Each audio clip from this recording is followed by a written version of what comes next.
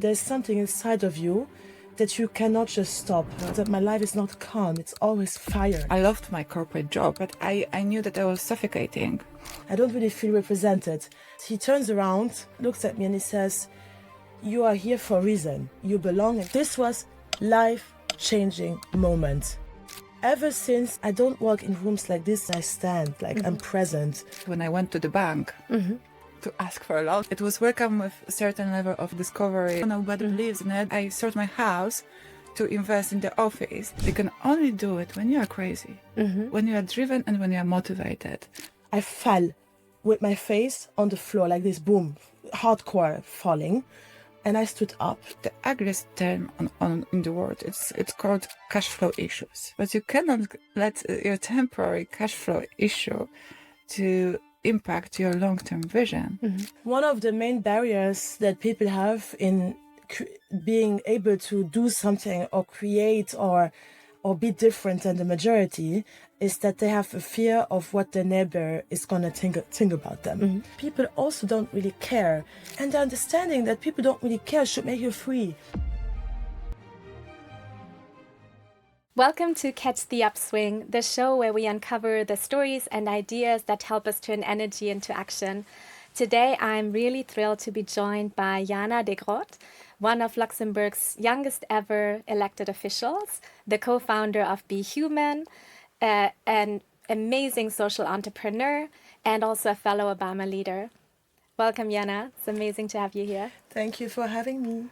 So, Jana, you're really, for me, a fearless voice in everything that makes us rethink belonging and representation. And what I love about it is that you're now channeling that energy into new entrepreneurial ventures. And we'll hear more about your latest venture, Real Impact Hub, that was inspired by your autistic brother. Joining Jana is Gosia Kramer. Welcome, Gosia. Thank you so much for having me. And you're the founder of The Office, which is a very bold and really visionary network of co-working spaces that's helping us rewrite the rules of flexible work, and is also really building true community. So beyond the space, also thinking about what's the future of community, how we live and work together.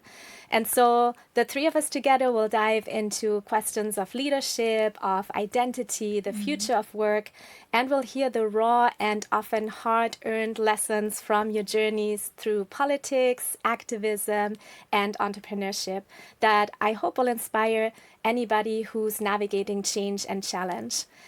Before we get started, if you haven't already, please hit subscribe so you don't miss any episodes about growth and resilience going forward. This really helps us reach more listeners like you. And with that, let's dive into our conversation. So, Jana, I would love to start with you.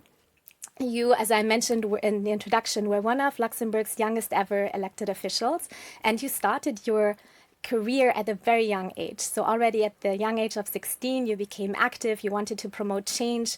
What was that like, and what was your motivation at such a young age?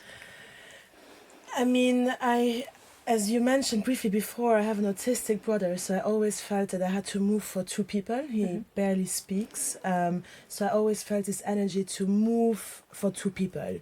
Very engaged in this huge project. When I was like around 15, 16, I realized that it's not enough to just be angry about things or notice things or speak up about it, but it's about creating change. And to me, the real change had to be at the decision-making table. So where do you go if you want to be sitting at a decision-making table?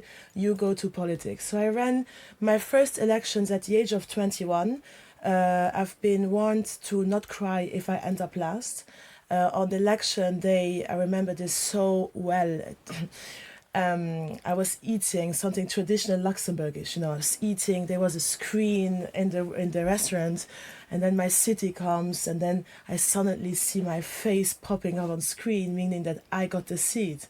Oh my God. So I'm shocked, I'm shocked. Like, how am I going to do that? Because I also was studying law back then, and these are hard studies, and I need to stay focused. So I did it for 9 years or 8-9 years, and I resigned actually not a long time ago. I resigned the 4th of June 2025 because it's time to move on, and also I'm doing business now as we're gonna dive into later.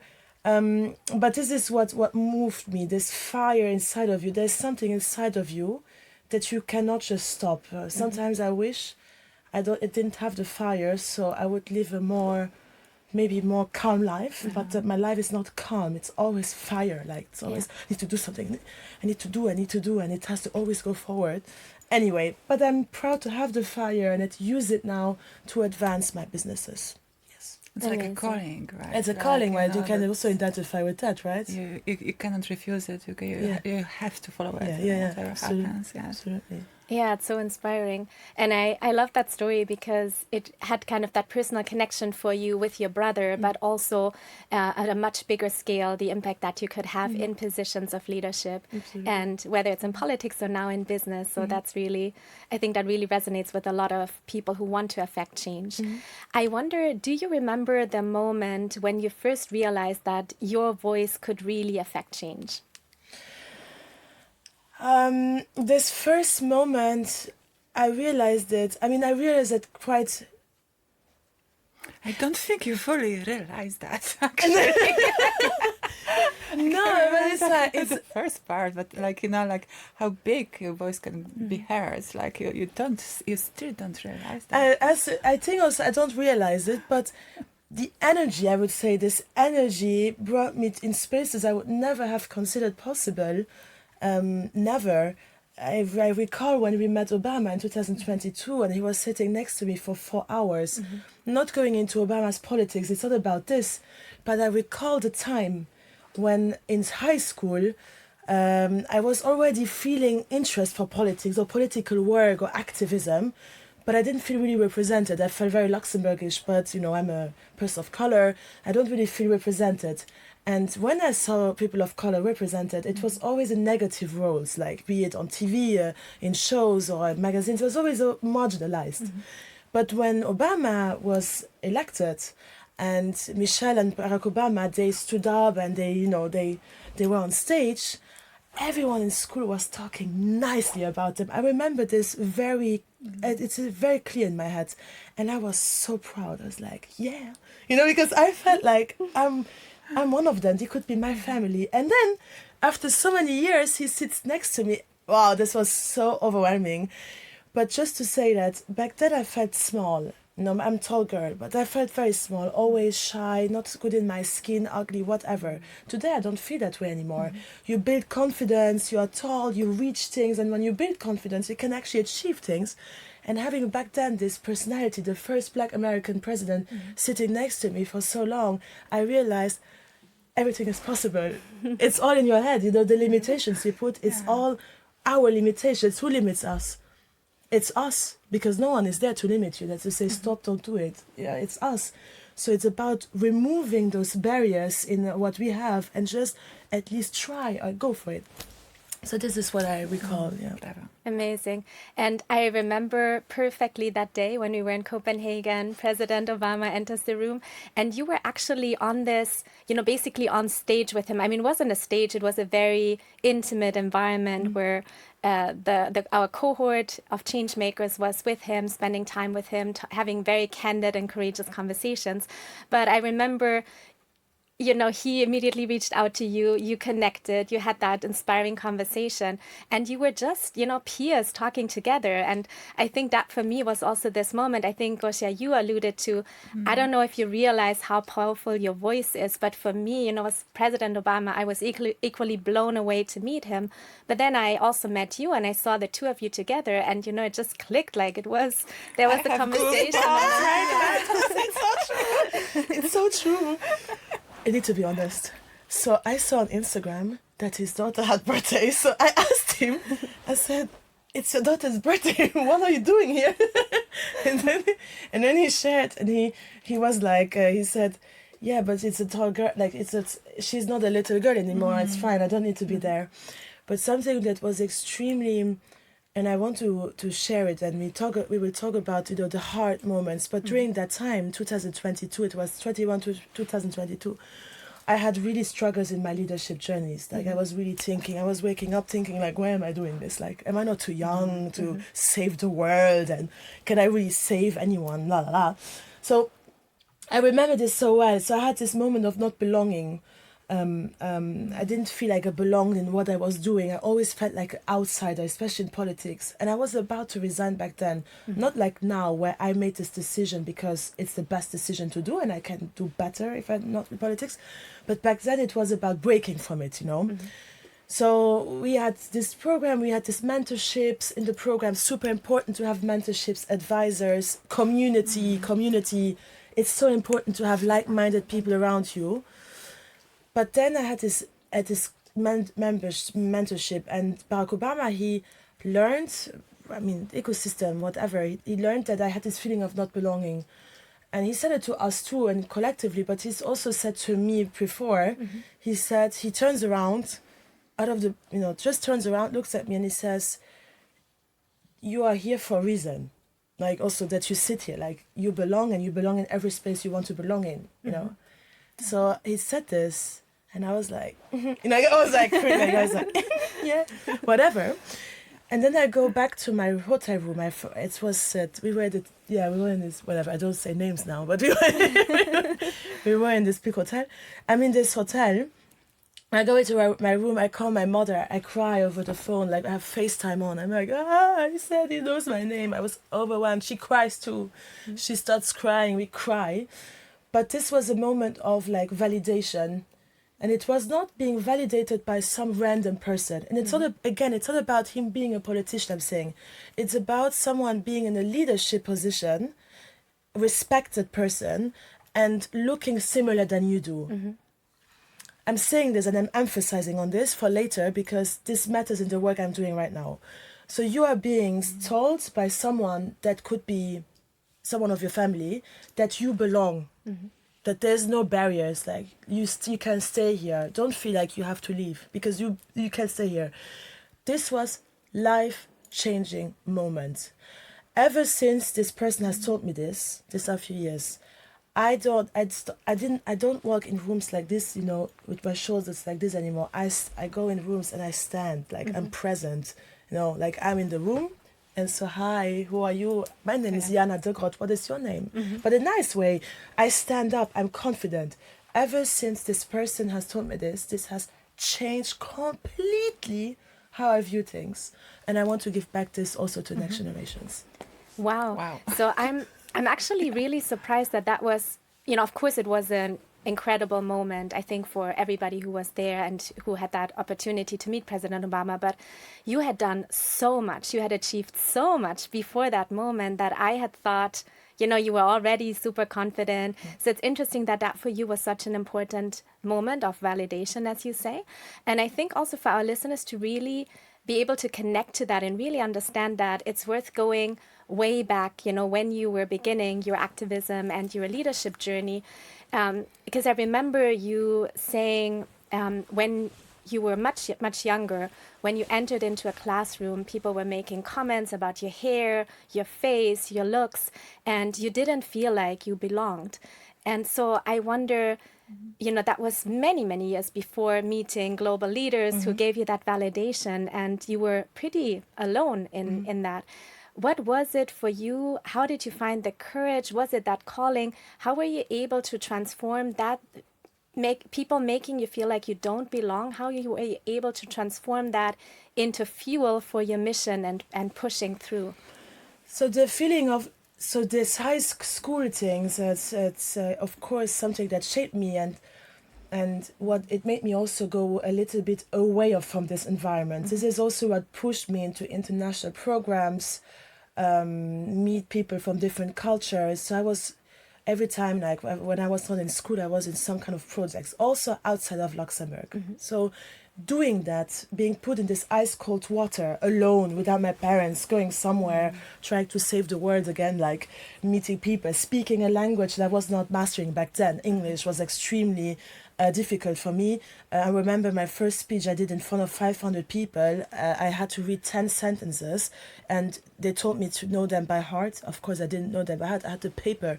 I was like this, and I was reading all words like this, la, la, la, in English. So doing that and making myself uncomfortable many times. I was many times uncomfortable in uncomfortable positions. Also embarrassing myself. I put it really into brackets because you understand what I mean by that. It's not about embarrassing. It's about making mistakes, having someone say, haha, and then you're also a little bit uncomfortable. But with time, more people say, haha, you also laugh with them. So you say, okay, I'm here. I don't know, I pronounced something wrong. So how you pronounce it so special? I said, yes, I did, haha, So you own it. So you start owning it, and doing this more often brings you to the moment when you realize you have a superpower.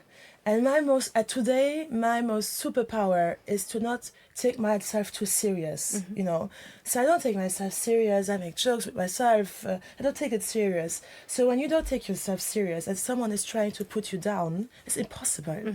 Because you're the first one to laugh about yourself, So how can someone try to bring you down? I'm fine. Try. And it's really this accumulation of being uncomfortable, of pushing yourself, of also falling, when things are not going well, also business-wise, when you do mistakes, and then you stand up again. This is also where you get more confident, because standing up as an entrepreneur makes you more authentic in what you offer. It makes you reflect deeper. It makes you more humble too. People that experience become humble. So I think if I replied to your question. Yeah, no, absolutely. And you already mentioned something very interesting that I think is also an inspiration and a takeaway for our community, for our listeners, which is this mindset shift to not take yourself too seriously. And I'm sure it's easier said than done. It takes a lot of courage. You have to make yourself vulnerable. You're jumping, as you said, into that ice cold water. You're putting yourself out there. But you're also able to laugh about yourself, to not take it too seriously. I wonder, do you have any other pieces of advice or, like the top 3 mindset shifts for somebody who doesn't currently feel like they're yet ready to find their voice, but they want to do more, they want to affect change? What is it that they could do? One of the main barriers that people have in being able to do something or create or be different than the majority is that they have a fear of what the neighbor is going to think about them. So the fear of being judged. So one of the biggest mind shifts change also for me is to realize that even if tomorrow our old friends from high school are going to sit down and gossip about us so hard, it's going to not affect our lives. It has no effect if someone now at this very moment is in Luxembourg, say, Jana is crazy, it doesn't affect my life. I don't care. And actually people also don't really care. So not only should we, what I was saying, but was I saying before? That, you should not take yourself too serious, but you also shouldn't think that people care so much about you. Because even if they talk about you, they don't care. They can talk for 5 minutes and they're done. But you think about the situation for 2 days. It's like, it doesn't make sense. People don't care. People don't care. Even if they have their own lives. We don't really care. And the understanding that people don't really care should make you free. And this feeling of freedom is what pushes you to do things. And I'm really convinced that this is one of the main barriers people don't dare. They don't dare because if you fail now, what is my friend is gonna, like, what is the friend gonna say? Or my mother or whatever. Like, this is this fear of failure, not for yourself, but for how other people perceive you. So one thing is really to not to take yourself serious. The other thing is to realize that no one really cares. And the third thing, I don't know. I think these 2 are really mind shifts, changes that I had specifically, and that made me free. To do whatever I want. Yeah. That's true. Yeah. Try to think about your third superpower, because I know you well, so I think you have much more superpowers than. That actually is very inspiring to listen to you, because you overcome very strong, super strong. You grow stronger every year. But I think like what also was important part of your transition, that you were so inclusive while transforming yourself, that you would always bring other people along with your journey.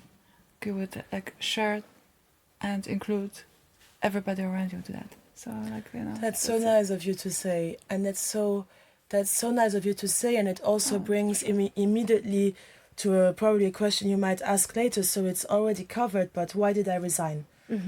I resigned just because it was the moment to resign, but also because one of my core values is to not open the door, enter the space, and stay alone in the space. It was actually also opening doors for others, and me with the power I can have to influence others to do amazing things or to find themselves.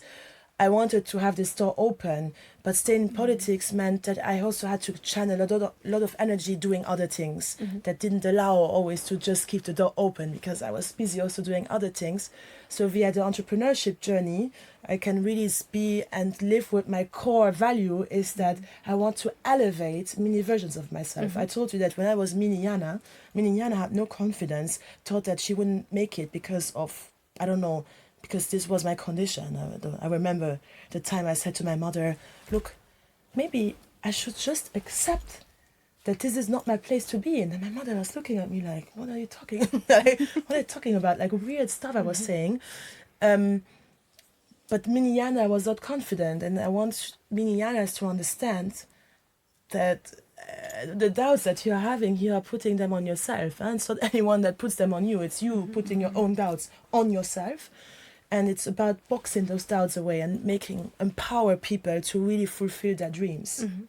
And with the businesses, the entrepreneurship, I can do that. Yeah. Very interesting.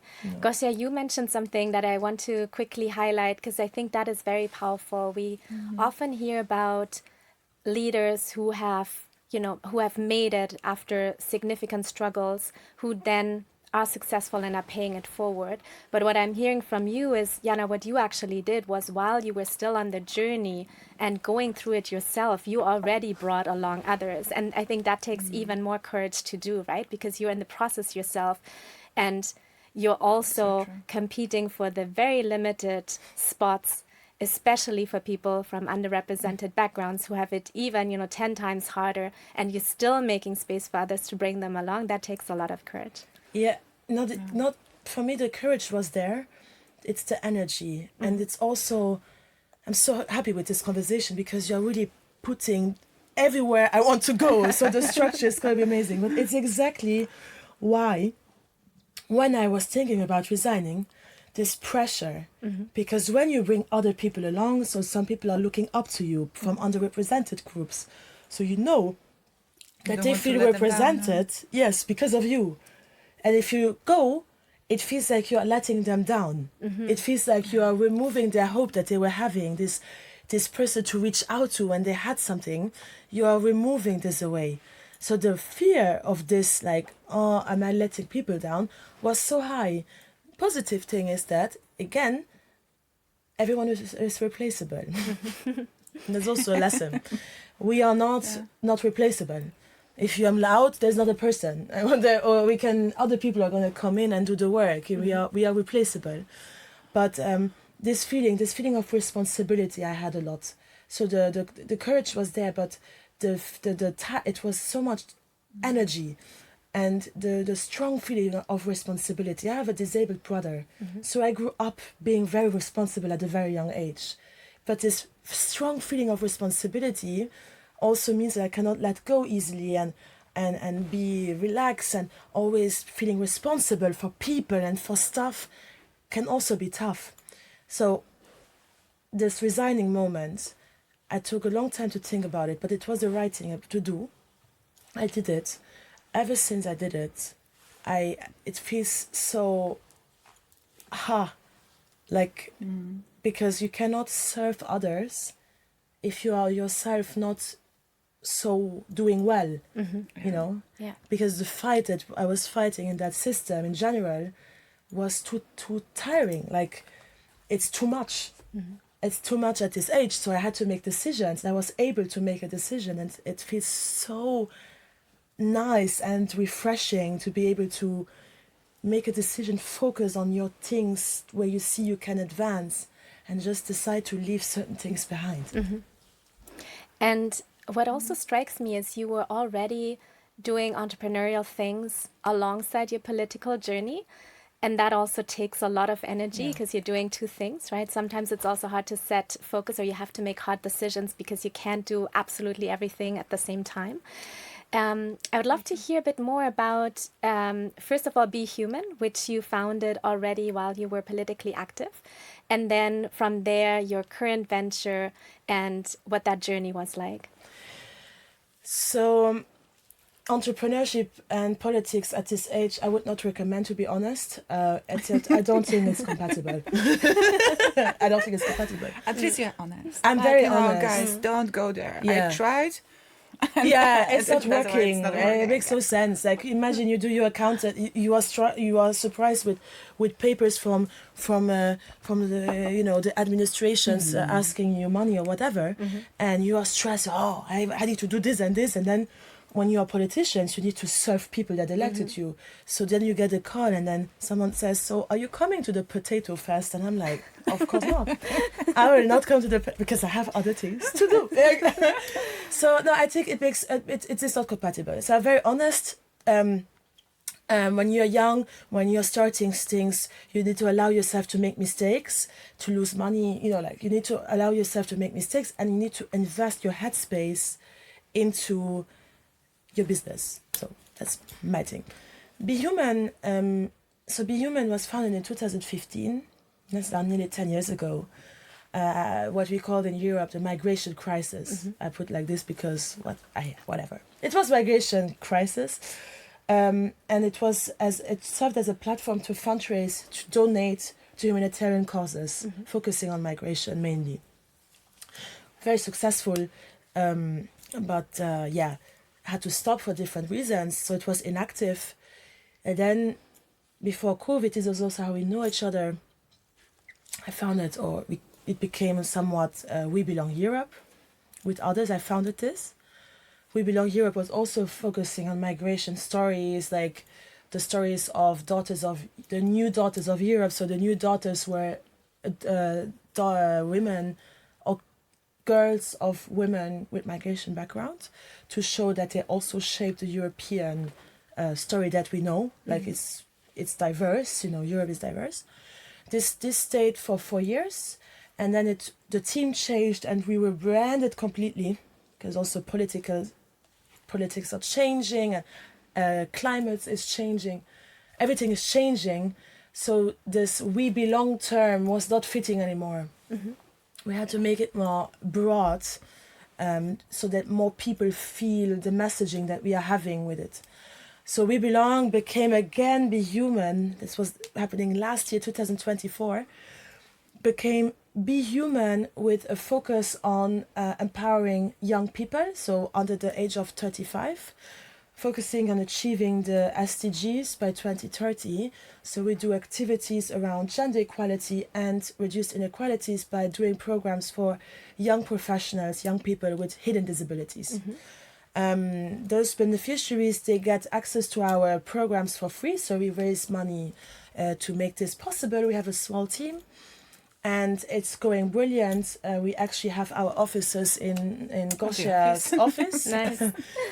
And we have a little team there, and it's going nice, and it's also sustainable, so it works with this team.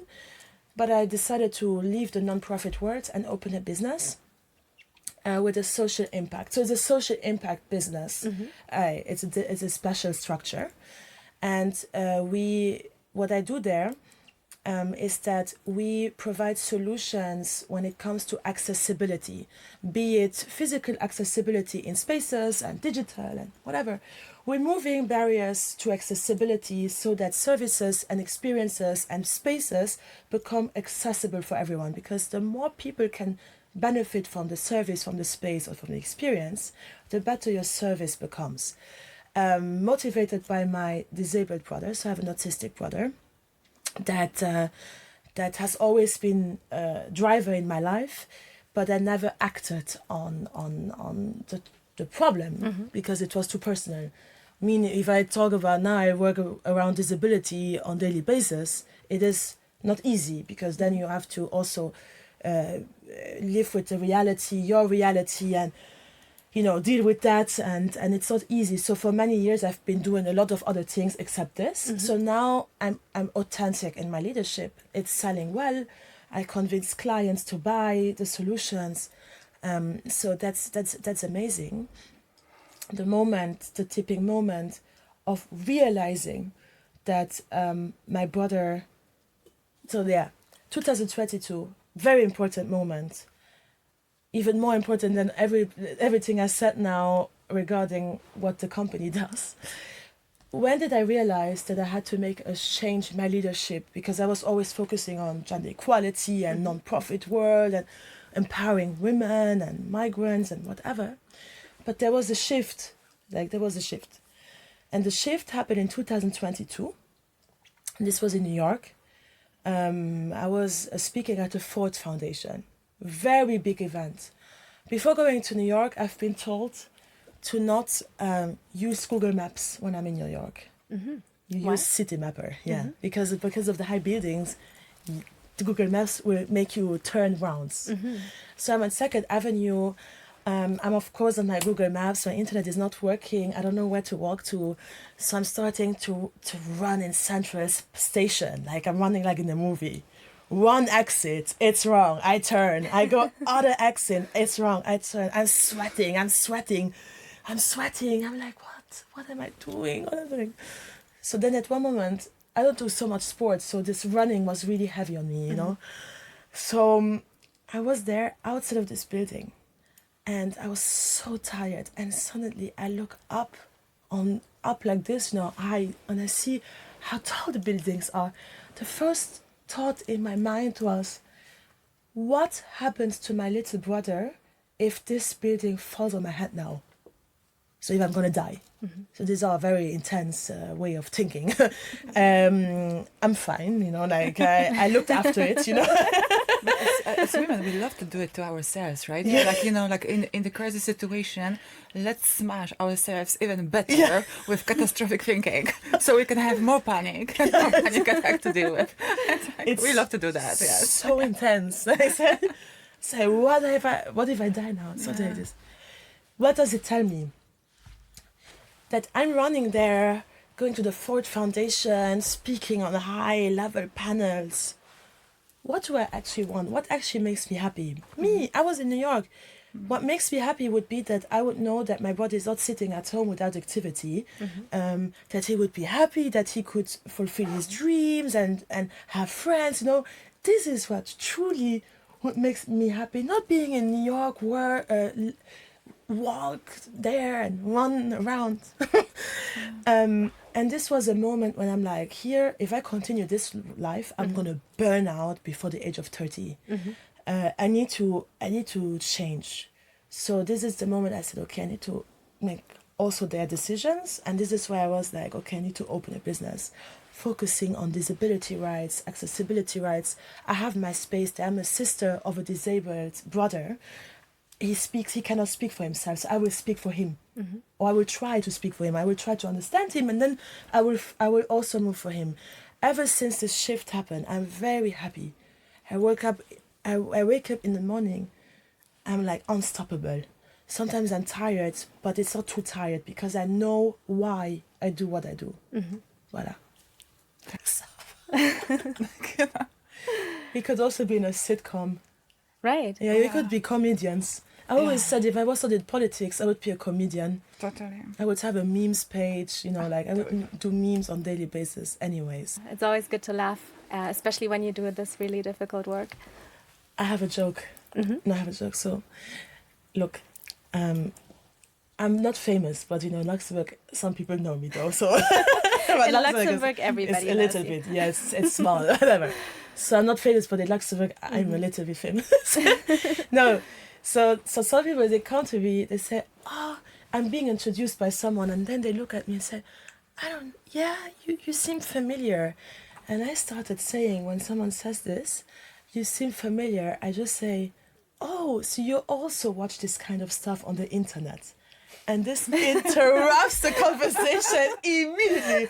You also watch this kind of thing in the internet. Yeah, this is my joke. I find this amazing. Oh my God. Yeah. And how do people react? It's awkward, like, it's like you don't see what's coming, so, and I go like this, so people are just feeling awkward, but it breaks the ice, like this is an instant icebreaker. Yeah. Would you recommend that as a strategy to get elected for office? No, absolutely not, because then your haters are going to use that. Exactly. Yeah. I would not recommend this. I would own it though. Like if someone would bring me, I would be on a TV show and someone says, back then you said that you would watch this kind of stuff on the internet. I would be like, I would own it. Anyway. It's always a good strategy. Yes. So Gosia, let's talk a little bit about the office and your journey in entrepreneurship. So where I see one big connection between the two of you is, Jana, you focusing on belonging in leadership and in different kind of more emotional spaces, let's say. And Gosia, you're really focusing on flexible work, the future of work, and belonging in physical spaces. That's so correct. where do you see kind of that intersection? And for you as well, the question was, what was kind of your personal experience, your defining moment where you said, okay, this is where I really want to focus my energy of all the other things you could be doing? Probably it was because I spent like over 10 years working for corporates and in the buildings that I call aquariums, because it's always the same story. You have glass structure, blue carpet, and basically close in the aquarium for like 8, 9, 10 hours a day. And I had this thought already when I was sitting next to the window. I was like, the weather is beautiful. I sit next to the window. That was like the highest position you could get on the floor. That everybody wanted to sit by the window. I got it. I was very proud of myself, and I was like, so what if I cannot even open it? I see the life passing by from behind the window, and I cannot go outside. I cannot open the window. So that was probably this starting point, and everything changed. For me, because I loved my corporate job. There was nothing wrong about it. I loved the people there. I loved my customers. Were fantastic, and so it was a big decision to leave this world. But I knew that I was suffocating, so I had to do something. And I always dreamed about gathering people around me that are non-toxic. I was like, really, the corporate rumors, the going against each other, the political games. It's absolutely not part of my personality. My personality is it's love, inclusion, acceptance, tolerance. Those are the values that I want to drive the business on. And of course, right now we can speak about it. Jana speaks about it with such an ease. You can imagine when I was speaking about it when I went to the bank. To ask for a loan to open the business. I can imagine. You are love and peace. It was almost like that. So it was welcome with a certain level of interest, but more like discovery. Okay, how do you think how far you can bring it? On the money side, and we had to go through all the figures. So of course, it was not really appreciated, and creating a business for humans, because that was my angle. I wanted to do something, a place where people feel comfortable, when they can perform at their best, because they are not bound to any kind of structure or ridiculous rules that they have to follow. I wanted to actually combine as many people as possible in the same working place, but working on a different project. At the time I did not know that it was called co-working. I was I wanted to create I was calling it dream space, dream working place. And then when I start researching, I was like, oh, the concept exists. It's called co-working. So let me work further from this angle. But we all can see right now that the word of working has transitioned very much in the past 10 years, and co-working became a term that is actually used right now by the business centers, because everybody wants to jump on the trend. While my concept evolved into flexible working, but still based on the same values that I funded this business on. That you can say in my place whatever you think, whatever you want. You can arrive at whichever time of the day or night to work. There's nobody's gonna judge you for how you work and how many minutes, hours, or days you spend in the office. So it's really tailoring it to how every person wants to work. If I'm a night person, I can spend the day at the beach or at a coffee shop in Luxembourg or wherever I want to be at the park, and I can work at night. Or if I want to do work 9 to 5, I can do that. So it's really open to whatever people, how they want to work and it's what they would open like to to business because at the same time, like I stay very much business focused, and I remind Jana the same. Like I'm always like, we create solution, but to be able to provide the solutions, you have to get your numbers right. You have to focus on the business side of it, and this is exactly how it functions. That I allow people tremendous flexibility. And while being business focused, and what I mean by that, when you come to my place, you don't have to worry about anything. We welcome you with a smile, like, you have coffee included, Wi-Fi, printers, like everything. Like we never do like this honest kind of business that you use the meeting room, we're gonna send you the invoice because you went to the meeting room for 1 hour and we have seen you. No, we don't do this. We don't charge extra because like once a month you have to print 200 pages for your board meeting. This is normal for us.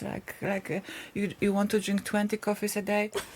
Nobody say a word. Okay, I might mention, I was like, okay, take it easy on the coffee, take a water. After 3 p.m. it's not really a good idea. So it's more like creating this very inclusive vibe while also motivating my clients to focus on their business. And this is always what I say to them. Start small. Start with the smallest package, smallest structure. Grow your business first. Get the customers. Have your capital flowing. Then start growing. Then start expanding. Hire people. But only when you're ready. So that's how we function. It's very interesting, and it sounds like, especially when you started, this was quite futuristic, right? As you say, now everybody's talking about new models of work, future of work, but in your location and community, this was quite unprecedented. Yeah, that was absolutely to start it, because, of course, you have to imagine that I come from Poland. I arrived to Luxembourg to work in finance. I come from the bank, and I start something without capital. So I had like very limited capital. As a matter of fact, I sold my house to invest in the office. You sold your house? Yes, I sold my house to invest in the. I believed in it 100%, 1,000,000%. Like, if I could sell a kidney, I would sell a kidney. Like, it was to this extent, but I didn't know how to do it. Like, I was like, okay, then I have to fly to Mexico. It's expensive, so maybe the return on the investment is not very I'm glad good. you didn't sell your kidney. No, I'm glad about it. But I was so like, I must do it. It's gonna work. Like, I know nobody believes in it, but I'm sure it's gonna work. And that just shows like really that calling, right? That entrepreneurial passion, and how far you're willing to go to make that vision a reality. That's so true. And at that time in Luxembourg, available office space for rent was below 1%. Now it changed. Now we had fantastic crises, and we got really hit a little bit. But 10 years ago when I was starting, I could not even rent anything to start my business, and the rents were already ridiculously expensive. So the best thing I have found, it was like garage, gigantic garage. 6-meter tall ceilings, it was so beautiful in the city center for rent. And I contacted the owners if I could rent it, but if I could transform it to the office space. And they were like, "You are absolutely crazy." I was like, "Yeah, I know. Already other people told me." And they were like, because they had also other people interested in this place. So they met everybody and they listened to the concept I wanted to create. And they were like, actually go for it. Wow. So I signed the lease. I gathered all my friends and to show them the place. So I opened this garage door, the old garage door that goes up. I open it and I'm like, here's gonna be first co-working in Luxembourg. And my friends were like, Gosia, don't do that. It's like it doesn't. Like, look at it. Like how the people are supposed to work from the garage. There was nothing. There was no windows, no electricity, no Wi-Fi, no cabling, no heating. Like a parking place. Wow. I was like, I'm gonna change it. So then of course the drama started because like I started renovations, doing plenty of it on my own. Like, you know, in the night watching YouTube videos, like, you know, how to make a cement. And then during the day, of course, I had construction company, but I didn't have much time because I was burning money very fast because I had to fit out And budget. it's physical infrastructure, right? Exactly. It's not, Exactly. So that I was running out of time. So I was ready to do everything to speed up the construction, but my capital was limited for construction and fit out. So I was like, okay, the more work I put in that myself, the faster it goes. So I was there 7 in the morning till 8 in the evening, physically working and painting, like whenever I could do. Like I got like, you know, a super close connection to my construction workers at the time. It's like we created such a team. We had such a good time. And then we delivered it within 4 or 5 months. wow. Yeah, it was. I think like now, of course, now knowing so much because then I have done another projects, but right now, as a professional in office fit out, I could never deliver the office space in 4 months. You can only do it when you are crazy, when you are driven, and when you are motivated. Then you achieve impossible. Right. And there's actually some kind of a saying. Now I don't know who, you know, came up with that saying, but it's quite common in the startup ecosystem that like the more desperate you are because you don't have resources, you don't have, you know, capital, you don't have a team, you don't have time, etc. So the more resource constrained you are, the more likely it is that you're going to be highly successful, because that's when you become creative and, you know, you turn energy into action, you do whatever it takes. So, you know, it's funny now, right? Talking like looking back, you're now highly successful. It's funny looking back, but I mean, you know, just what you just shared, you know, like just recapping. So you're coming from Poland to Luxembourg as a banker. You work at a bank, right, in Luxembourg. And then you resign from the bank. You have this dream of creating a new way of working, a dream office space that didn't exist at the time. Physical infrastructure that takes a lot of capital. You don't have that capital. You're looking for a place to rent. There is a renting shortage, like crisis. There's no office space available. You find a garage.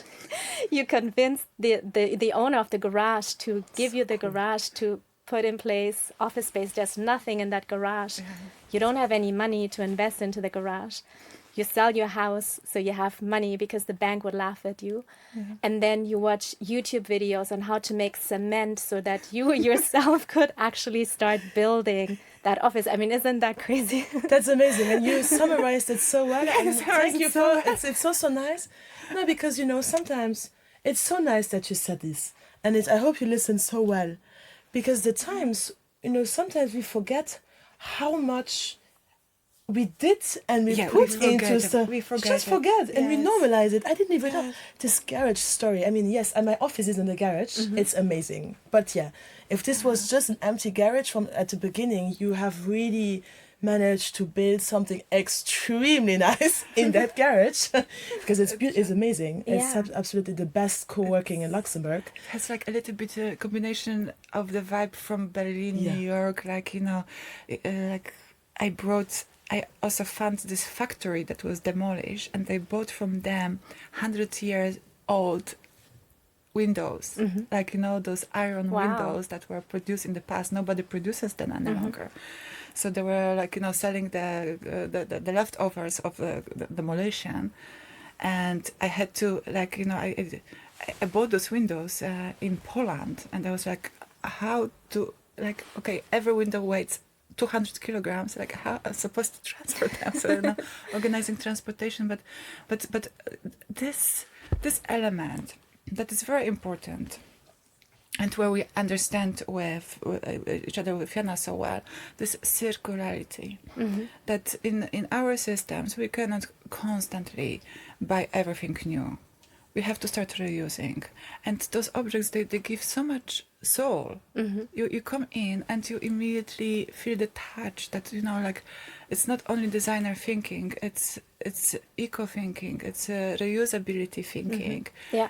That is so authentic that people resonate with it.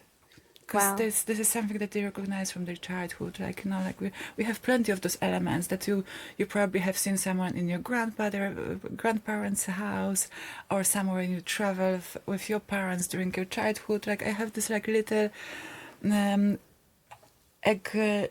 Easter eggs around that can play with your imagination. And it has this element of, on the one hand, of art, right? Because it's unique, it's artistic, as well as the element of circular economy, which Yes. is also super valuable. Yeah. And it's like, I don't know if you have enough time, but because, you know, like, acting from the position of calling is one thing, but acting, and here we also meet ourselves with Jana, acting from the position of disagreement to status quo is another very important thing, because I also carry it with me. So like at one hand I want to change something, but on the other hand I disagree with definition of the office space, because we never reflect on that. Office space is the most untouched by innovation business area. It was, and it's not that old, it was not created not even 50 years ago by a man. It was then developed, the concept of the office, then open space and whatever, it was developed by men. Then the first architects of the office space were men.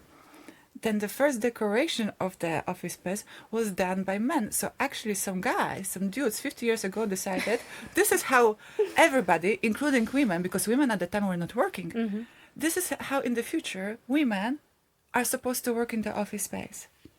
And then you arrive there and you don't even realize that somebody took the decision on your mental well-being 20 years ago or 50 years ago. And then that ever since nobody has done anything about it. And then you see, like, you know, for example, those chain co-workings growing globally, that basically they think they try to do something without blaming on anything, because I understand that people are searching for the answers. Me too, I'm searching for the answers. But then I see the change coming, that the office space right now has to look like a furniture shop. And you come there and you don't know, like, you know, can I sit on the sofa or not, because it's so pretty, and like, you know, like, and this lamp, is it decoration, or is it like, so we see those other extremes, like rethinking of the office space comes not from the direction of well-being, mental well-being, but the direction like, oh, let's make it more enjoyable. Like, I hear this word a lot. Let's make office space enjoyable. Yes and no, because the office, like, we spend sometimes more hours at our working places than at our homes. So, like, for me, it's very important to create spaces that give you the same internal peace as you have at home. I believe that this is like motivating, and that you can really be productive. So in reflecting the office space, there are two very important elements. Men arrive different to the office than women. They start, they have completely different habits. Men come in, espresso, back to work. Women, like, we need to learn to work. It's like, it has to be respected. It has to be included in the office space planning. That, you know, give her a cup of tea. Like, it doesn't cost you anything. Give her a few minutes of time to say hello to everybody around, because for us it's important. Like, you know, like, how are you, and or not, because maybe sometimes we are in bad mood, so then, like, you know, like, we just need to hide, but give me the place to hide as well. So more thinking about, like, how we function during the day, how we work, where do we get angry, where do we shout at each other, like thinking of the office space from this perspective, which is not a big job. I'm not speaking about rocket science in the interior design. I'm just speaking about more inclusion of women first into doing interior design and then thinking of other women how functional interior design would be also for women users.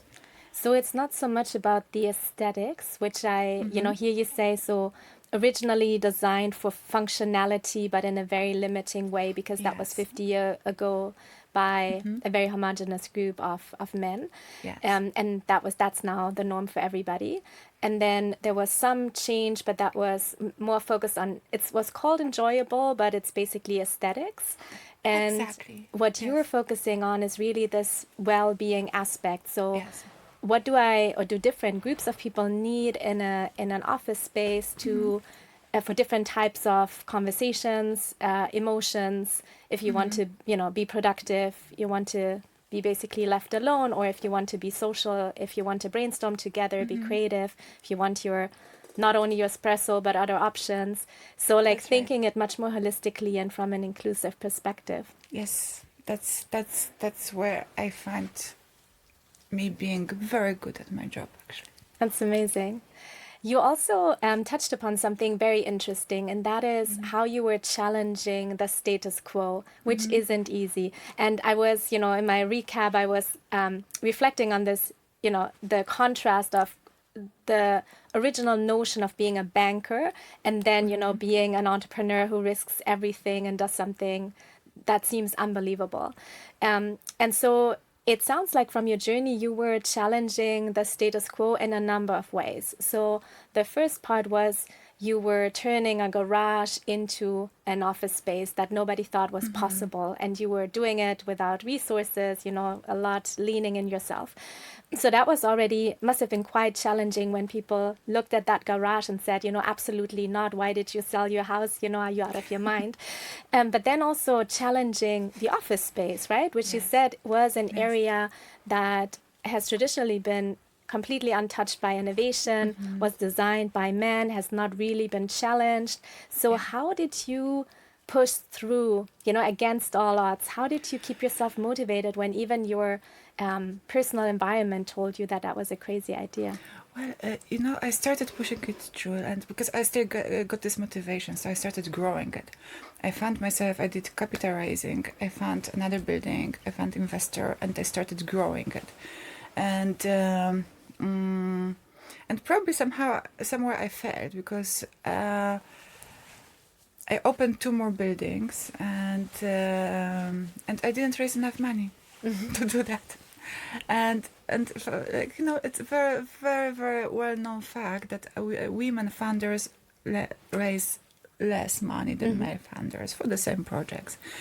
And there was some time that I was thinking about it. Oh my God, I'm yet another victim of not getting properly funded for big projects that I'm doing. And then I was like, no, it's actually it was my mistake, because I did not ask for enough. Because as women, I don't know if we should be left alone on dealing with such a project, because in our upbringing, we are so much taught to be good girls. And good girls don't speak about money. They don't argue about money. They don't ask for money. We don't exchange. When we meet each other, we never exchange how much do you earn. Actually, we should do that. I don't know how much you earn, but I told you this last time, no? you did. Yeah, I'm not very money driven, so. but we are not used to fight for our financial situations, and then then you end up in the term that I find this is the ugliest term in the world. It's called cash flow issues. That makes you so ashamed about yourself, your business, everything what is happening, because I don't know where I would be mentally if a friend of mine, it was actually facilitated by my investor. He told me, Gosia, you are not the only company in the world with cash flow issues, but you cannot let your temporary cash flow issue to impact your long-term vision.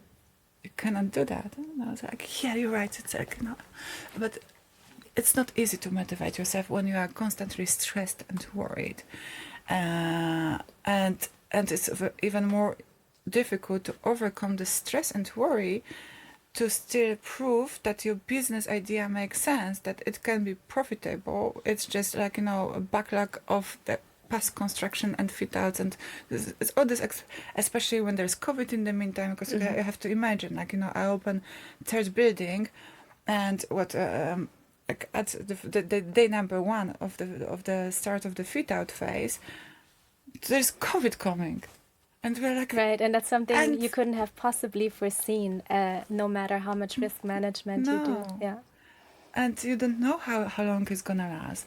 You don't know if we're gonna come back to the same reality that we left before going to the lockdown. Like, so reality changed, and you know, like, I knew at that time that this is for me the momentum to push it even harder.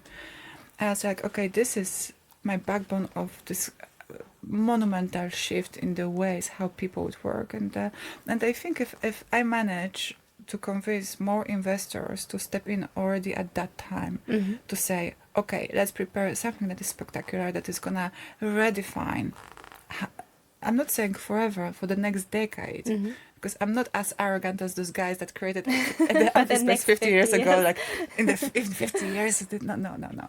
Like, next decade, like, you know, like, let's create spaces for people that are gonna be change makers like Jana, to use this office space for at least another 10 years. Gosia, you mentioned this just now, and I also heard you talk about that in the ecosystem, the importance of talking about the struggles that especially female leaders are facing on their journey. And that also connects, I think, to this phenomenon that we hear a lot of talk about entrepreneurial success, but there isn't enough conversation about the mistakes and the hard-earned lessons about what it takes to be an entrepreneur, mistakes that we make, and what others can learn from it, right? So they don't repeat the same mistakes. And Jana, I would love to come back to you, because you said the past year was one of the toughest years of your life, full of challenges, financial stress, and taking on way too much. So I would love to hear a bit more about what that experience was like for you and what you have learned in that process. Yeah, so last year, special year, I took on too many things. Also, the year I realized that how can you run for office when you have a lifestyle of charging per hour? I don't have a fixed salary. Like, the salary that I get depends on how much I work. So if I'm running around talking with my voters about their struggles and their wishes for the future, when am I working? Because I need to make money. So I ended up working at night and at crazy hours and working extremely much every day, having no balance. One So, quick clarifying question. Does it mean as a politician you're not getting paid? So it depends on if you are elected. So if you are elected and you sit in parliament, then you have a salary. Okay, and you can also mix the salary with other incomes if you work as an independent person. You cannot now be working for the government Right. and then also sit in the parliament. That's not possible. If you have my mandate, if you have what I used to do, so more a local level mandate, you get some remuneration per year. You get it paid the year after, retroactively, and it's not much money. So it's not money. I cannot pay rent with this money. Okay, wow. But you also don't always have meetings and stuff. The thing is that what my profile, what differentiates me from other people that have my mandate is that I was running a lot of elections for my party. So they put me on every list you can imagine, you know, from local to national to European. I'm always part of the team. So last year was a year where I ran, end of 2023, I was running the national elections. In 2024, I ran, 2023, I ran the local elections. At the same time, I ran also the national elections, end of 23. And in 2024, in June, I ran the European elections. this is not a lot of time in between to run a proper campaign. And the European one is a national election where you have to travel the whole country. So very tiring. Very tiring for many reasons, politically wise too, but very tiring. I just remember it, very tiring. On project base and stuff I was doing, this entrepreneurs activity, I used to have a team of volunteers all across Europe, and I used to manage it with my ex-co-founders. Our volunteer team left us collectively. Wow. Some of them at the beginning, some of them later. These are moments when you realize something is going wrong, because otherwise people would not leave you. So I started, for myself, I can just talk for myself. I just start starting questioning, what do people need, what have you missed, etc., etc. With time, you also start questioning the activities that you do and the impact that you're having. And facts are that we were not doing so much. We were becoming more of a communication agency than acting on what we have promised ourselves to do. And that's uncomfortable to say, because you have to admit that it was not always like this, but it became warm air. To me, this was warm air. And then I started questioning, so what do you want and what are you doing? And actually, why are you not doing the work? And the reason is, I'm not doing or acting the way I want because I have too many things to do. Right. I'm a local councillor, then I'm running for elections all the time. I have clients still privately to make my money. I was also finishing another master's that I started, whatever. I did way too many things. So of course I'm not focused. I'm not focused to manage my team properly, even if it was just volunteers. But the volunteers, they were remote. So you have to manage them, you have to check in. I didn't do that because I was too busy. Then we split up with the co-founders. This is, I think, often in entrepreneurs' journeys, this is what happens. We split up with the co-founders. The one continued with what we had before, also with the spirit. So this is continuing. And two of the other co-founders, we were three, two of them, they stayed together to do then what we are doing right now. So that was the realization. During that time, now I could really become ugly. The time was ugly, because not only was I not making money or not enough money, I felt like I was extremely tired, but I don't know why. Because the results, I was working hard, that's for sure, but working hard doesn't mean you are efficient or you make money. It's about how you work and who you surround yourself with. I was rock bottom. I was about to quit. I had promised with funders and collaborators, and they lost trust normally because we did have some issues in the structure. So they started losing trust, and I got budget cuts, and I'm like, wow, that's crazy. But I'm running for office, I don't have time to raise more money. I'm running. I need to be every day in another town, doing public speaking, talking about Europe, about our program. It's European elections, it's a big election, and at the same time, I really have so much shit going on. So I was really drained. I lost so much weight. I was drained, tired, unmotivated. And I had an option. I said, should you settle and listen to everyone that said I was too crazy? I should just be a lawyer and earn money, because as a lawyer, you earn a lot of money. Just be a lawyer, and that's fine. So I was about to settle. But then I said, no, I cannot. I cannot settle. I was gifted that I found a team, so I found a new executive. I took her out of her old job. It used to be a client, so it's very funny that I stole one of their best employees. But so amazing person. I had to pay that. I mean, you somehow have to make sure that this person is being paid. For this person to be paid, I had to step back, and settle for another job. So I was a jurist for 6 months. So it's the only time I was employed somewhere. 6 months of my life. So I was employed. I liked the job, but it's as you said. I do have ADHD. Fire. Yeah, fire. So I'm very opposite to my brother. So it's funny with my parents. They have one very hyper person, and my brother is my brother that is, in his way, also hyper, but more quiet. You see what I mean? Anyway, so for me, the way I work and the environment I work in is very important in how I function, and also the flexibility in my working.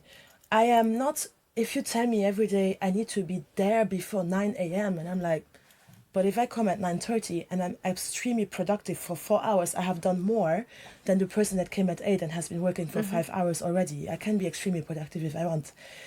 So, but I've been taught by this management that this is the way that they work. I said, but what do you mean? Is this the way they work? And I didn't know it before because I was working the way I want. Right. So and then I had to be forced. I was forced. It was not meant in a bad way. But I was then being told, yes, we will now have someone else in the room. We had a room and there were people. I said, but does this person do calls? Because if this is a job with having all the time calls, I cannot focus. Why not? I said, because I have issues with focusing. I'm not lying. This is the reality. So for me, if a fly comes, I'm immediately distracted, Which goes very nicely back, Goes Gosia, to back, your, and I'm right, there, the and I'm in the design, office. right. I'm in this office. And because of this flexibility, also coming in on Saturday maybe, or Sunday, or in the evening, staying longer, this is why I'm in the office. Yeah. Otherwise, I would not be in that office. So, I'm there doing that, being imposed this way of working, and this is how you work in a team. You need to talk about your small talks. I don't do small talks like this. I don't do that. I'm hyper focused, and then I'm finished working. I'm hyper focused. She says me sometimes. I'm like this. I'm really focused. So No tea for her. no tea. I Give me the can't. espresso. She goes. I go. I'm hyper focused, and then and so I was working. So back then, to the story, I found this person. This person was managing the non-profit.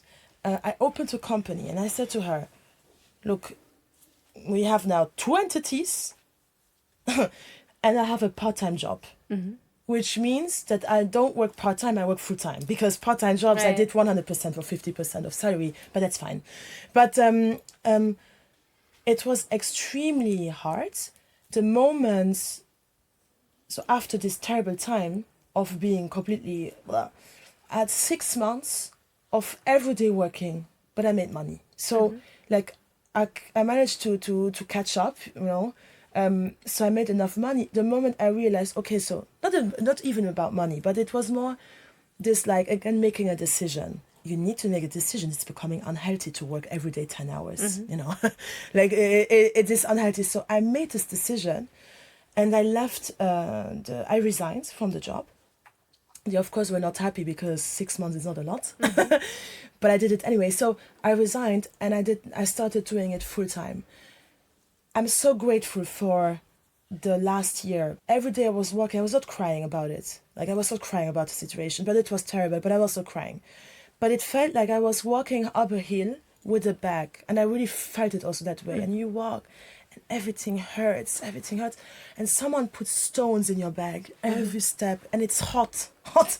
I really feel it also that way. It's hot, and you walk, and you're not a sportive person, so everything hurts, you walk. But I'm not crying, because I know it's temporary. I will not let myself down. It's temporary. It's like when in politics I would get shitstorm online. Hate, typical. Hate is a storm. People that hate you, they will stop hating you if you don't give them attention. So I was in the same situation business-wise. I said, this is a storm. When I don't give attention to this storm, it's going to be painful to see all of this, to experience all of this. But the storm is going to pass, because on the other side, the air and the energy is going to fade out. And this is what happened. So I was suffering, and then this went out.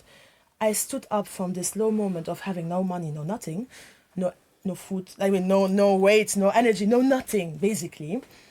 I stood up from this. and I'm very grateful for it.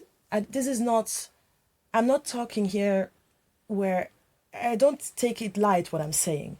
I have experienced hard failure, bad decisions all the time, association with the wrong people all the time. Like I did just this kind of bad decisions. I fell with my face on the floor like this, boom, hardcore falling. And I stood up and things are working out. So the best that could have happened to me was this hill last year of this heat fall, coming on my face and this hardship, because now I can, you learn so much when you do things not the right way. So the best could have happened. I'm actually happy that this happened. It sounds like it was such a complex year as well, because there were so many things. There was the financial distress.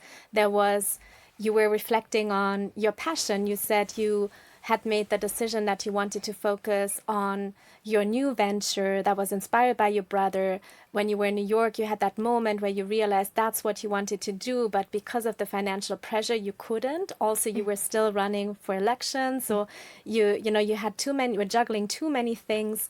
If you had to summarize it kind of as a key takeaway for listeners, what would you say were some of the top mistakes and your piece of advice of how others can avoid those mistakes? So maybe if someone listens to it, they might think, okay, I need to plan better before starting. No, this is not the message that I want to give. When you are an entrepreneur and you start with €0, I mean, I don't come from a family that gives me money to start things, right? I started with €0 with my study money I would get. Like, this is how I started my projects. So you start with €0. It means that even if some around you, they say you do so many things, yes, you have to. Because to understand what's working, you need to try many things. So some things you say, oh, this doesn't make sense. So you need to be okay to say, okay, I've been now putting a lot of time into writing a pitch deck here, but it makes no sense. So I need to stop it or put it on pause, and then you do other things. So this little hyperactive, being perceived as a little hyperactive at the beginning is absolutely fine. I felt extremely ashamed for this for a time, because people were reminding me of this, especially in Luxembourg. People were reminding me of like, oh, you do so much, we don't understand what you do. And I felt ashamed. I don't feel ashamed anymore, because you need to do a lot of things to understand what direction you are going and what's working. What was your question again? The key mistakes that you think and what others can learn from them, The key mistake to me is that when you want to work with other people, and you want to do it together, you need to be sitting at the beginning in a room facilitated by someone else, should be a professional, to make you have conflict. So someone should make you have conflict with your collaborators or with your co-founders or whatever, so that from the beginning, you know who you are. This is what we do in my team now. My executive for my nonprofit, I remember that one day, she helped me as a consultant in my business for a bit. And I was stressed, very stressed. And we were at my client's place, we had to train the staff, and I was projecting my stress on her.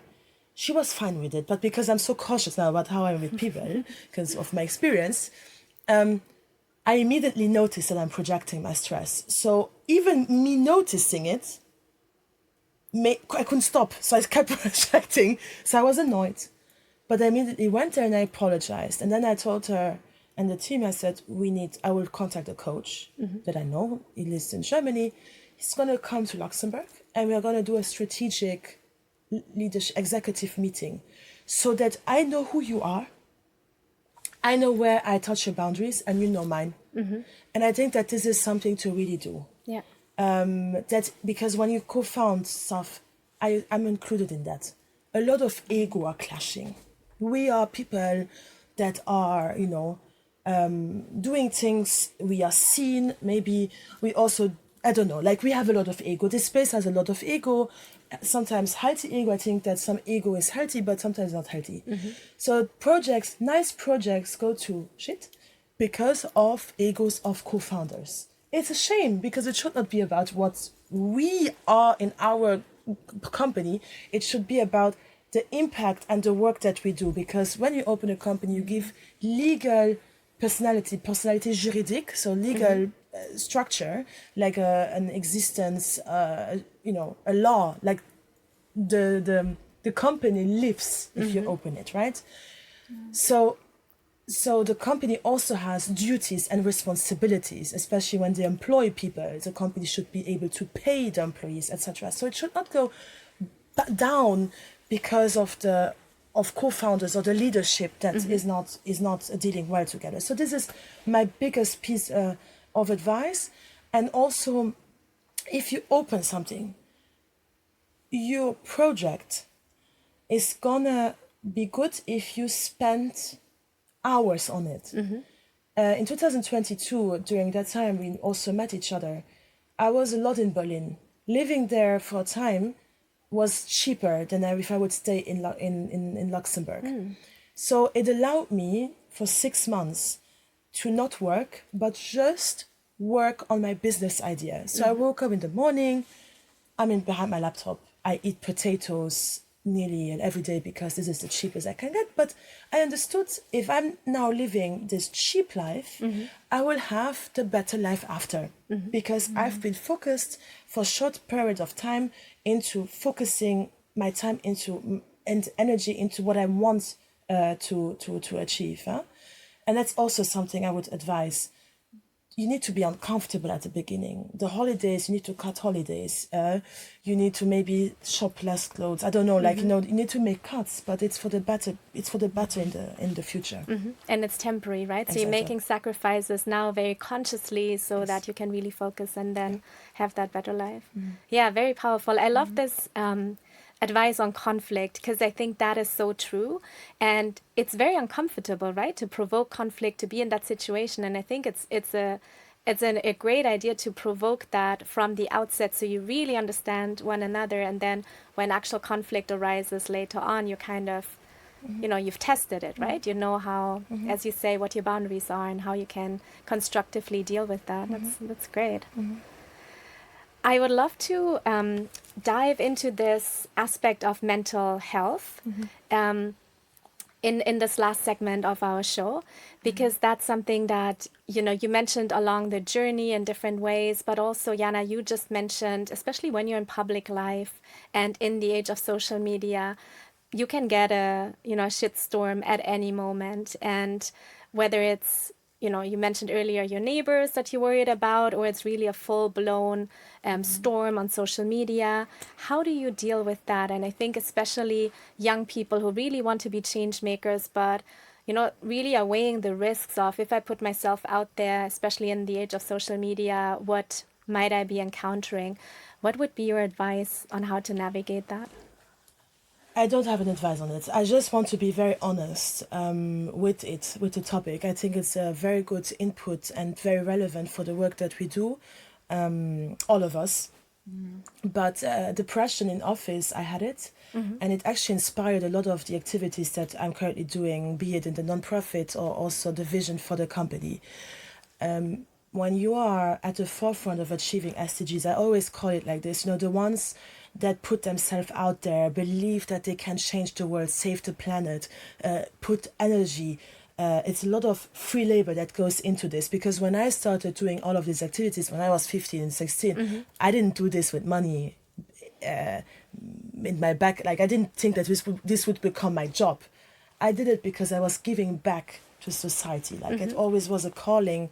I was a giver. I give a lot of me, to others. So I'm in politics. I go there. The beginnings. I'm 21. 21 is what? You're elected at the age of 21. That's extremely young. So you are there. You come with a full speed energy, thinking that you will save the world. That when you enter office, everyone is going to change the way they're going to change everything immediately because you are there. No, it's not how it works. So I've been humbled down very fast from the very beginning.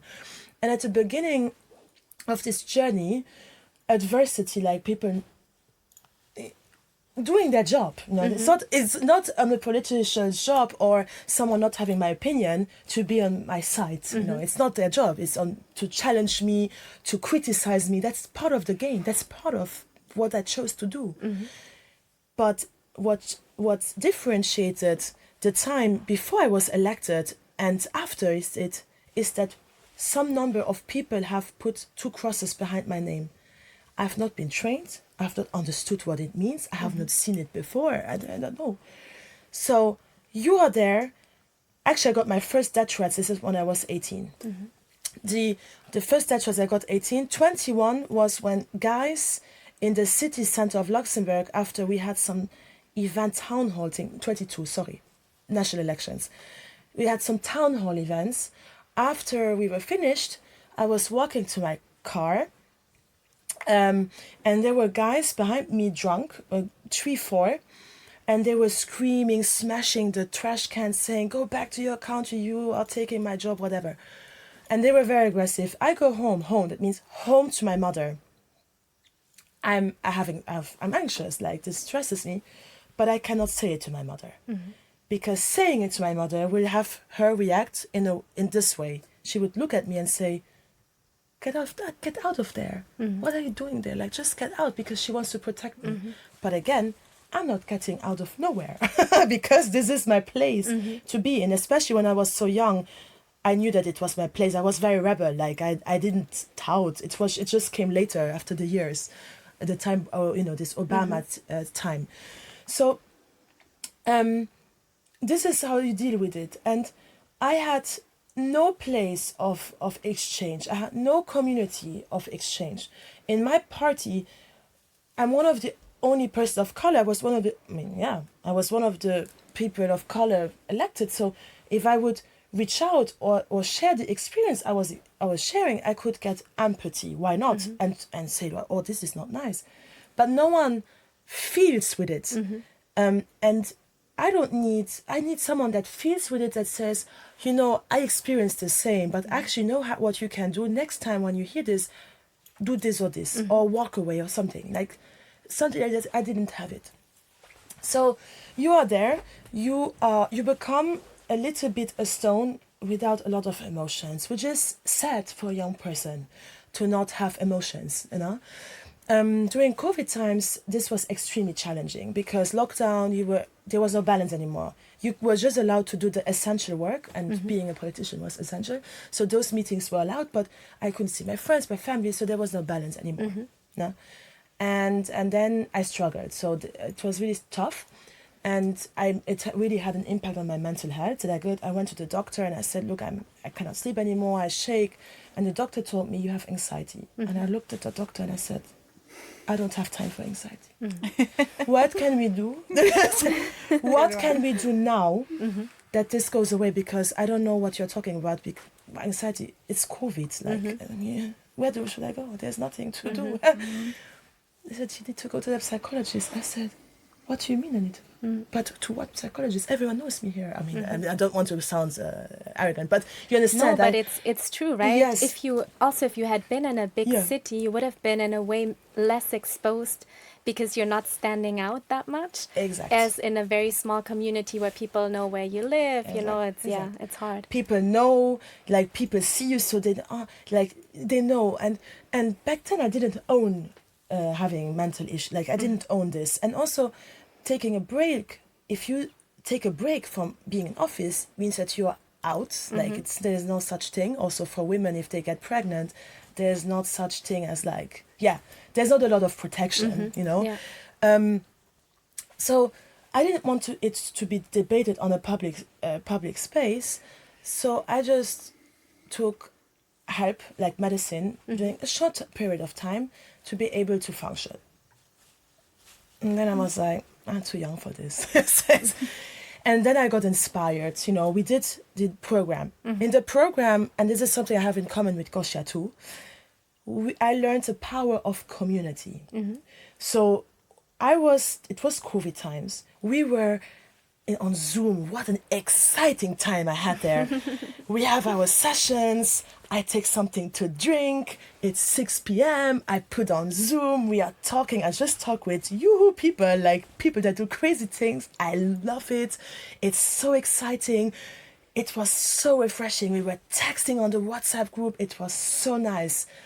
The power of being connected to people outside of your community at home, outside of the borders, and people that are like you, not that do what you do, but that also, for me, someone that is like me is the following person. If I would be in an event and someone says, oh, Jana, I want to fix hunger in the world. I want to be surrounded by people that say, let's sit down and find a solution. If you are this person, then we are the same people. And not someone that says, stop being so delusional. Like, we cannot fix everything. Sometimes you are not realistic. This is not my people. And you have to sometimes look outside your own community to be able to find those like-minded people. I think that's a really powerful, advice, and something that, especially now in the age of international connectivity, everybody can do. So when you experience those storms and people taking you down, that you look beyond the borders of your country or of your community, and you find those people that give you energy and that have been through what you are experiencing, or just are willing to sit down and find a solution to whatever you want to do. That's so well put. It's exactly this.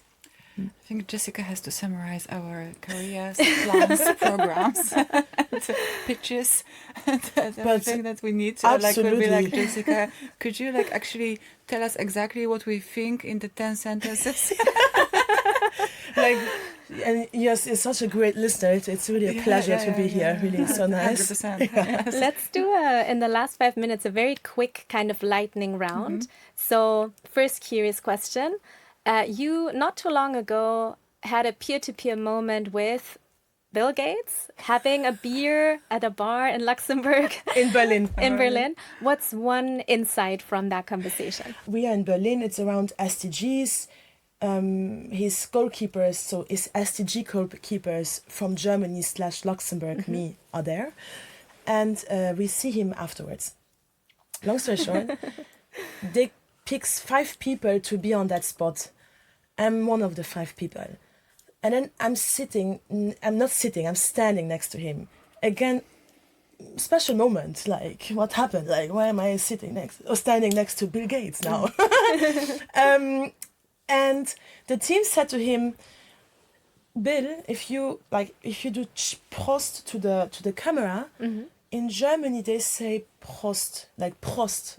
Prost, nicht Prost, das ist Luxembourgisch. Prost, yeah? Yeah, genau. So, and he was trying to say Prost, more with an American accent. Can I say this? Is it correct? Yeah. Prost. More Prost. And then the team said, it's Prost. And then I had to say something. So I looked at him and I said, in Luxembourg, we say Prost. This is how we say it in Luxembourgish, That's it. This is what I have to share. That was another life-changing moment. No, but it is so funny. That's really funny. I could have said so many things. I mean, Gosia is sitting there and she's like, I hope you ask him for money. No. I would be like, come on, say something other than Prost. Invest in this business. No, that's amazing. Gosia, your key takeaway, what's one message you want to leave our audience with to inspire them? I hear it a lot about myself, that people find my story inspiring, that I'm an inspiring person. I'm not sure it's if I aspire to be inspiring. I think this is not my destination. I'm not here to inspire. I'm very happy to check you up with reality. Is it really working? Is it really the good approach? Is it really a good solution? Do people need it? If you have solution that people don't need, think 55 times. And it's maybe more from this perspective that this reality checks are very important. Listening to inspiring story, watching out for inspiring leaders, extremely important. Watching out for your mental health. This is something I always say to my kids. ensuring your mental health, it's full-time jobs. It's a job that you have to be doing till the end of your life. Mm-hmm. So important to be vulnerable in the situations. When you are not well, say it. Mm-hmm. Like, we are so used to this word of the success stories, right? Mm-hmm. Everybody speaks about Right. success stories. Let's give the room for open discussions in the moments when we are not well, and to not be well.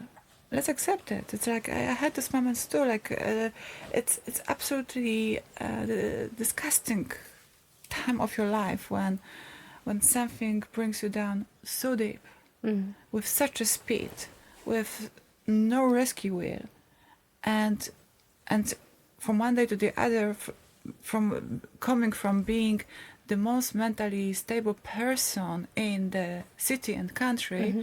you become the most unstable, and you don't know where to grab yourself, and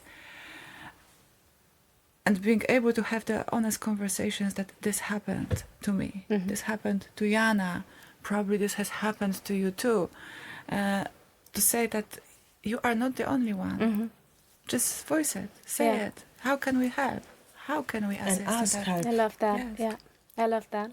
And I think that's also an invitation to our listeners, because we want this podcast to be more than a podcast. We really want this to be a community of people who feel inspired to take action, Wonderful. to talk about resilience. So Yeah. also to those listening, feel free to share your own stories and moments of Yes. struggle with us. You can do it if you are agree. listening or watching on a platform that has a comment section. You can do Yeah. that. If not, go to our YouTube channel where you can see the video recording of this. Leave your struggles, your questions, your 100%. stories. Yes. I respond We'd to be all so- of them. I would Personally, be so you can happy to chime respond, in. and I'm sure you too. Like, I'm going to be watching for the comment sections, because I think people, because we describe few situations in our life, people would be surprised with what we have been through in our lives. There is no. I think there is no situation any longer that would surprise me right now. Right. There is nothing that I cannot support. I cannot give advice. Same for you. You are younger than me, but you already have been through so much. So yeah, let's start the discussion. Yeah, let's do it. Nice. Jana, final question for you. If you want listeners to take away one thing from this conversation, what's that one thing? You need more than being inspired to do something. I'm not also Yes. here to aspire Yes. Yeah. to. I don't 100%. want to inspire people. Like, I actually want to be very real and honest, encouraging people. Yes, but not. It's not about inspiration. It's not enough to start something to be inspired. I love that. Yeah, it's great. Love it. Hey.